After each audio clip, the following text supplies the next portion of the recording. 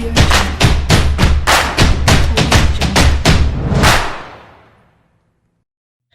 Guys, welcome back to my channel.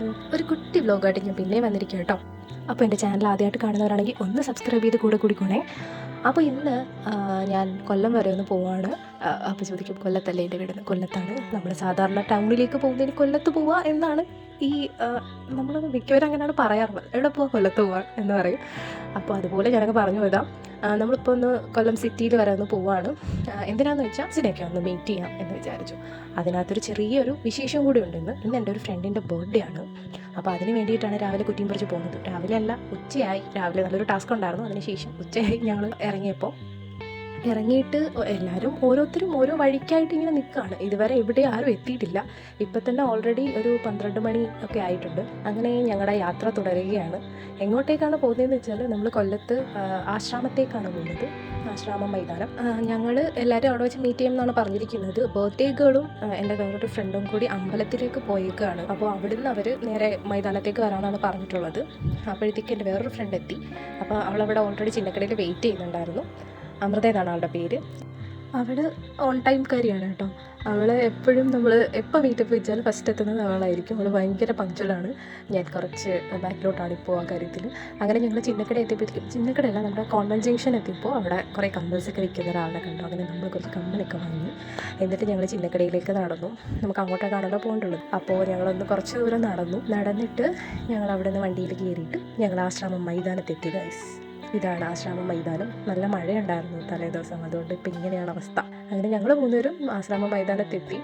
കുറച്ച് നേരം അവിടെ ഇരുന്ന് കാര്യങ്ങളൊക്കെ പറഞ്ഞ് കുറേ നാളുകൂടിയാണ് ഞങ്ങളൊരു മീറ്റപ്പ് എന്നുള്ള രീതിയിൽ, മീറ്റപ്പ് എന്ന് വേണമെങ്കിൽ പറയാം, കുറേ നാളുകൂടിയാണ് ഞങ്ങളെല്ലാവരും ഒരുമിച്ച് കാണുന്നത്. കഴിഞ്ഞ വർഷമൊക്കെ എനിക്കൊന്ന് മാസത്തിലോ 2 or 3 തവണയൊക്കെ ഞങ്ങൾ കണ്ടിട്ടുണ്ട്. എല്ലാവർക്കും ഒന്നും വരാൻ പറ്റിയില്ലെങ്കിലും ഞങ്ങളൊരു 3-4 പേര് എപ്പോഴും ഒരു 3 പേര് എന്തായാലും ഞങ്ങൾ കാണാറുണ്ടായിരുന്നു. അപ്പോൾ അത് കഴിഞ്ഞ് നെക്സ്റ്റ് ടീംസ് എത്തി. നെക്സ്റ്റ് ടീംസ് അല്ല, ഇനി ഇവരും കൂടെ വരാനുണ്ടായിരുന്നുള്ളൂ. അപ്പോൾ ഇതിനകത്ത് മിസ് ചെയ്ത് കുറേയുണ്ട്. ഇവരുടെ 2 പേരുടെ ഹസ്ബൻഡ്സ്, പിന്നെ നമ്മുടെ വേറൊരു ഫ്രണ്ടുണ്ട് സിമി, അവൾക്ക് വരാൻ പറ്റിയില്ല. അങ്ങനെ ഒന്നത് വർക്കിംഗ് ഡേ ആയിരുന്നു. അങ്ങനെ ഇതാണ് നമ്മുടെ ബർത്ത്ഡേകൾ. എല്ലാവരും വിഷൊക്കെ ചെയ്തു. കണ്ട ഉടനെ കുട്ടി അമ്പലത്തിലൊക്കെ പോകാൻ വേണ്ടിയിട്ട് സാരിയൊക്കെ കൊടുത്തിട്ടാണ് വന്നത്. സാരിയുടെ കാര്യം പറഞ്ഞ് ഞങ്ങൾ കുറേ കളിയാക്കി. ഞങ്ങൾ കുറേ നേരം സംസാരിച്ചു, ബർത്ത്ഡേയൊക്കെ വിഷ് ചെയ്തു. ഒട്ടും പ്രതീക്ഷിക്കാതെയാണ് ഇന്ന് ഞാൻ പോകാം എന്ന് പറഞ്ഞത്. തലേ ദിവസം ഞങ്ങൾ പെട്ടെന്ന് ക്വിക്കായിട്ടുള്ള പ്ലാനിങ് ആണ്. ഞങ്ങൾ ഇന്ന് കുറേ ദിവസം മുൻപ് പ്ലാൻ ചെയ്താലും ഒന്നും നടക്കില്ല. അതുകൊണ്ട് ഞങ്ങൾ തലേ ദിവസം രാത്രി 10:30 കഴിഞ്ഞിട്ടാണ് ഈ പ്ലാൻ ഞാൻ അവരുടെ അടുത്ത് പറയുന്നത്, നാളെ നമുക്ക് മീറ്റ് ചെയ്താലോ എന്നുള്ളത്. എന്തായാലും എല്ലാവരും ഓക്കെ പറഞ്ഞു. അമൃതയുടെ വീട് പരവൂരാണ്. അവളുടെ അടുത്ത് പെട്ടെന്ന് സാധാരണ പറഞ്ഞ അവൾ ഓക്കെ പറയാത്തതാണ്. പക്ഷേ ചേട്ടൻ, അവളുടെ ഹസ്ബൻഡ് പറഞ്ഞു പൊയ്ക്കോ എന്ന് പറഞ്ഞു. വിട്ടോ, നാളെ രാവിലെ എന്ത് തിരക്കുണ്ടെങ്കിലും മാറ്റി വെച്ചിട്ട് നീ വിട്ടോ എന്ന് പറഞ്ഞു. He is very sweet. അതുകൊണ്ട് നമ്മുടെ ഫ്രണ്ട്സിൻ്റെ ഹസ്ബൻഡ്സും അതുപോലെ തന്നെ സപ്പോർട്ടീവ് ആയതുകൊണ്ട് ഞങ്ങൾക്ക് ഇടയ്ക്കിടയ്ക്ക് ഇങ്ങനെ കാണാൻ പറ്റുന്നത് വലിയൊരു ഭാഗ്യമാണ്. അങ്ങനെ ഞങ്ങൾ കുറേ നേരം അവിടെ നിന്ന് സംസാരിച്ചു. കുറേ നാൾ കാണാത്തതിൻ്റെ വിഷമങ്ങളും എന്താ പറയുക, കുറേ വിശേഷങ്ങളും ഒക്കെ പറഞ്ഞു. അതിനുശേഷം നമ്മൾ ബർത്ത്ഡേ ഗേളിന് ഒരു ചെറിയ കേക്ക് കൊടുത്തു.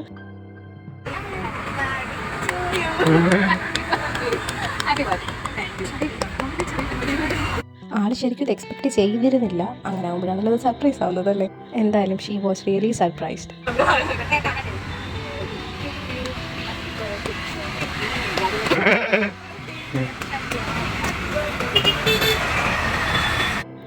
പിന്നെ നമ്മൾ കേക്കൊക്കെ കൊടുത്തു. അങ്ങോട്ടും ഇങ്ങോട്ടും വീഡിയോസൊക്കെ എടുത്തു, ഫോട്ടോസൊക്കെ എടുത്തു.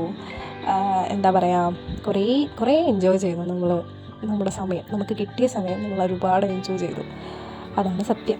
ആഘോഷങ്ങളെക്കാൾ ഞങ്ങളെ സന്തോഷപ്പെടുത്തിയത് ഞങ്ങൾ കണ്ട ആ മൊമെൻറ്റ്സ് തന്നെയാണ്. ഞങ്ങൾക്ക് കാണുക എന്നുള്ളത് തന്നെ വലിയൊരു സന്തോഷം തരുന്ന കാര്യമാണ്. അതെല്ലാ ഫ്രണ്ട്സിനും അങ്ങനെ തന്നെ ആയിരിക്കും. ഒന്നാമത് നമ്മൾ ഒരു 10 വർഷമായിട്ട് കൂടെ ഉണ്ടാവുക എന്ന് പറയുന്നത് ചെറിയ കാര്യമല്ല. നമ്മളെല്ലാവരും 10 വർഷം പരിചയപ്പെട്ടിട്ട് 10 വർഷം കഴിഞ്ഞിട്ടുണ്ട്. ഇപ്പോൾ ഇത് 11ാമത്തെ വർഷമാണ്. അപ്പോൾ ആ ഒരു ഫ്രണ്ട്ഷിപ്പ് മെയിൻറ്റെയിൻ ചെയ്തുകൊണ്ട് പോകുക എന്നുള്ളത് ഒരു ചെറിയ കാര്യമല്ല. നമ്മളെല്ലാവരും കോളേജ് ടൈമിൽ എങ്ങനെയായിരുന്നു അങ്ങനെ തന്നെയാണ് ഇപ്പോഴും ഉള്ളത്. ഇതിനകത്ത് ഇപ്പോൾ പുതിയതായിട്ട് എന്ന് പറയാൻ ഷാനു മാത്രമാണ് ഉള്ളത്. ഷാനു ഭയങ്കര ഫ്രണ്ട്ലിയാണ് എല്ലാവരോടും, അതുകൊണ്ട് എനിക്കതിൽ ടെൻഷനില്ല.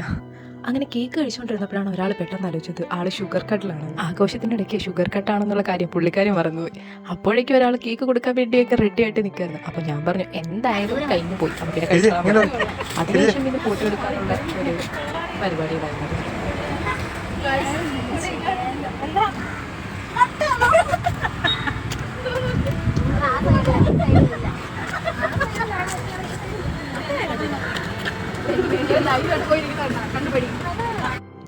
അട്ടയെ കണ്ട് പേടിച്ചോടിയതാണ് നിങ്ങളിപ്പോൾ കണ്ടത്. അട്ടയെ ഭയങ്കര പേടിയാണ് അവൾക്ക്. അതിനുശേഷം ഞങ്ങൾ കുറേ ഫോട്ടോസൊക്കെ എടുത്തു. ഞാൻ നേരത്തെ പറഞ്ഞ പോലെ ഞങ്ങൾ കുറേ ദിവസത്തിന് ശേഷം, കുറേ ദിവസമല്ല, ഏകദേശം കുറേ മാസങ്ങൾക്ക് ശേഷമാണ് നമ്മൾ കണ്ടത്. അതിൻ്റേതായ എക്സൈറ്റ്മെൻറ്റും അല്ലമ്പും എല്ലാം ഉണ്ടായിരുന്നു. അങ്ങനെ ഞങ്ങൾ കുറേ ഫോട്ടോസും വീഡിയോസൊക്കെ എടുത്ത് കുറേ നേരം സംസാരിച്ചു കേട്ടോ. കുറേ നേരം സംസാരിച്ചു. നമുക്കൊരു 4 മണിക്കൂർ കിട്ടിയോ എന്നറിയില്ല. ഒരു 3 മണിക്കൂർ എന്തായാലും കഷ്ടിച്ച് കിട്ടി കാണും. ആ 3 മണിക്കൂർ ഞങ്ങൾ നല്ലപോലെ എൻജോയ് ചെയ്തു. പിന്നെ കുറച്ചും കൂടി നേരത്തെ ആകാമായിരുന്നു എന്ന് തോന്നി. ബർത്ത്ഡേ കഴിഞ്ഞ് പറയാനുള്ളത് പറയും. Happy birthday. സന്തോഷം. എന്താണ് സന്തോഷിക്കാനുള്ള കാരണം? നിങ്ങളൊക്കെ കണ്ടപ്പോ സംസാരിച്ചപ്പോ കേക്ക് തിന്നപ്പോ കേക്ക് സൂപ്പർ ആയിരുന്നു. സുപ്രീം ബേക്കേഴ്സിൽ നിന്നാണ് നമ്മൾ കേക്ക് വാങ്ങിയത്. Thank you. പൈസ കൊടുത്താൽ വാങ്ങിയത്, എന്നാലും പെയ്ഡ് പ്രൊമോഷൻ അല്ലേ കിട്ടും. പിന്നെന്താ പറയാനുള്ള പറ. ചേട്ടനെ മിസ് ചെയ്യുന്നുണ്ടോ? ഇപ്പൊ അങ്ങനെ നമ്മളെല്ലാരും അടുത്തിരിക്കുന്നുണ്ടോ? അത് കട്ട് ചെയ്യണം കേട്ടോ. അതിനുശേഷം പിന്നെ എല്ലാവർക്കും വിശപ്പിൻ്റെ വിളി വന്നു. നമ്മൾ നിൽക്കുന്ന ആ സ്പോട്ടിൻ്റെ ഓപ്പോസിറ്റ് തന്നെ ഒരു ചേട്ടൻ നിന്ന് ഫുഡ് വിൽക്കുന്ന ഒരു കാറിൽ, അതായത് കല്യാണ ബിരിയാണി എന്ന് പറഞ്ഞിട്ടൊരു കാറിൽ വിൽക്കുന്നുണ്ടായിരുന്നു. നമ്മൾ അവിടെ നിന്നാണ് ഫുഡ് വാങ്ങിയത്. അങ്ങനെ നമ്മൾ 4 പാക്കറ്റ് വാങ്ങി. നമ്മൾ 5 പേരുണ്ടായിരുന്നു. ഞാനും സുഖിയും ഷെയർ ചെയ്താണ് കഴിച്ചത്. കാരണം ഞങ്ങളൊരു ഫുൾ ബിരിയാണി കഴിക്കില്ല, ഉറപ്പാണ്. അങ്ങനെ ഞങ്ങൾ രണ്ടുപേരും ഷെയർ ചെയ്ത് കഴിച്ചു. ബാക്കി നേരം ഓരോന്ന് വെച്ചിട്ട് കഴിച്ചു. പക്ഷെ അവരും കംപ്ലീറ്റ് ചെയ്തില്ല കേട്ടോ.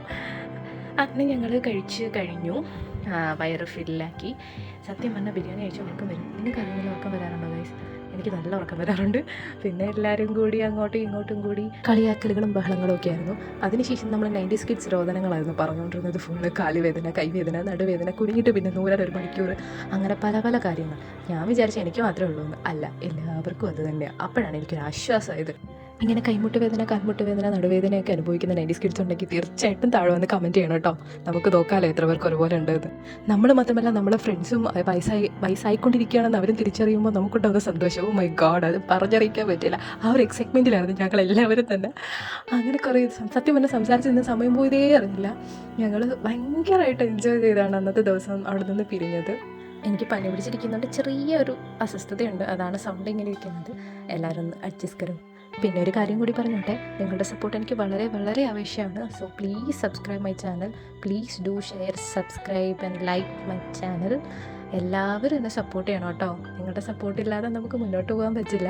അപ്പോൾ എൻ്റെ ചാനൽ ആദ്യമായിട്ട് ആരെങ്കിലും കാണുന്നുണ്ടെങ്കിൽ ഒന്ന് സബ്സ്ക്രൈബും കൂടി ചെയ്തേക്കണേ.